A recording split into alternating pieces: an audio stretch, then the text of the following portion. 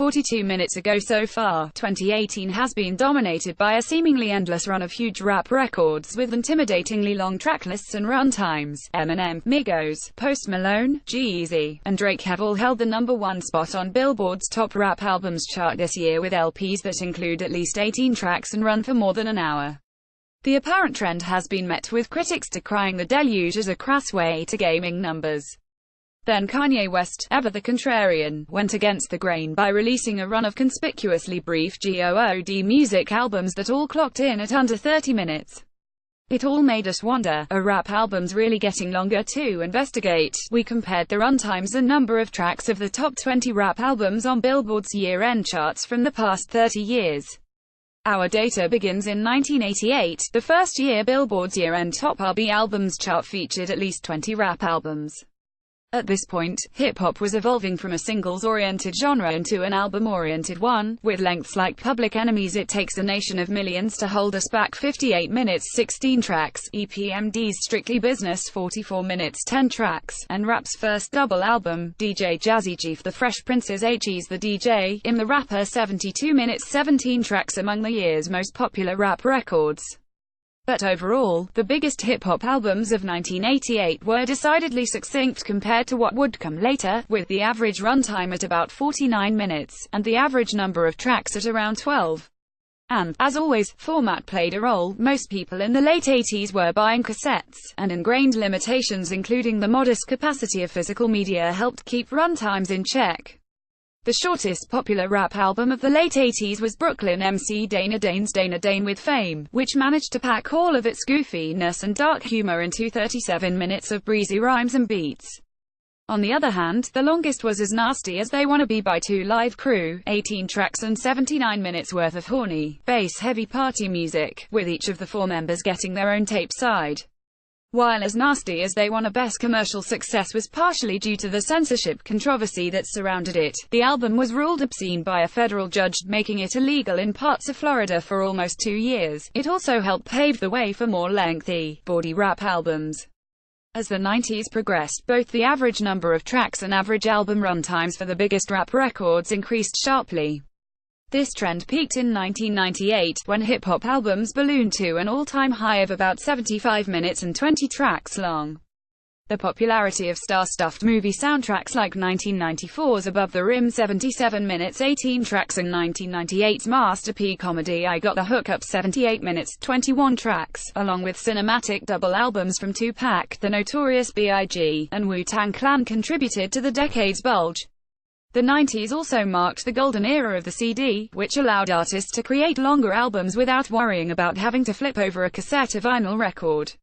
CD players also allowed people to flick between songs with ease, making gargantuan tracklists feel more manageable and encouraging artists to take more of a something-for-everyone approach. The longest album this decade was Scarface's 1998 feature and filler-packed opus My Homies, lasting 136 minutes. After rapid growth in the 90s, rap album lengths stayed high throughout the first 10 years of the 21st century. In fact, hip-hop records were never longer than they were that decade, when the average popular album ran for about 17 tracks and 67 minutes. It felt like every rapper was trying to make their feature-length statement around this time, even as the popularity of MP3s rose, and the music industry went through a tech-addled tailspin. Album lengths were evolving faster than the physical media that supported them, resulting in many albums being released on double CDs. There was Outkast's Speakable, The Love Below 135 minutes 39 tracks, UGK's Underground Kings 129 minutes 29 tracks, and JZ's The Blueprint 2, The Gift and The Curse 112 minutes 25 tracks, to name a few. Even Nas, whose 10-track, 40-minute 1994 debut Illmatic is often held up as a model of concision, got in on the extravagance, releasing his longest-ever album, the 87-minute Street's Disciple, in 2004.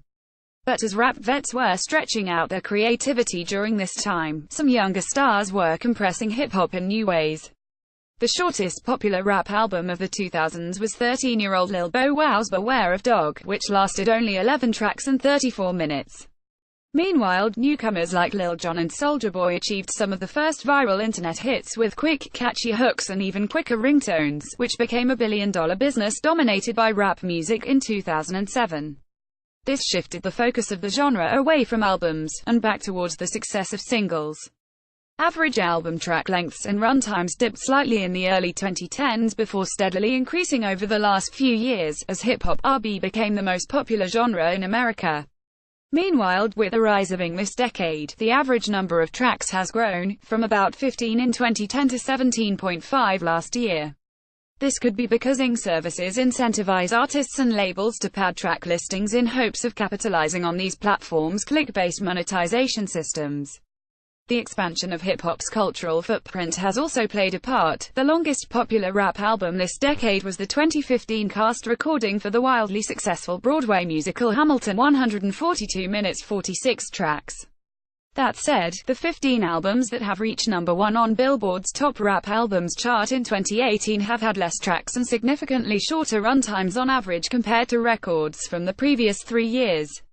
So for every extravaganza like Migos' Culture 2 105 minutes 24 tracks or Drake's Scorpion 90 minutes 25 tracks, there are more modest statements including J. Cole's COD 42 minutes 12 tracks, J&B's Everything Is Love 38 minutes, 9 tracks, and Kanye's Ye 23 minutes, 7 tracks. This current disparity likely stems from artists and labels' uncertainty about how to best utilize the freedoms associated with where the technologically imposed time limits of CDs and cassettes no longer apply.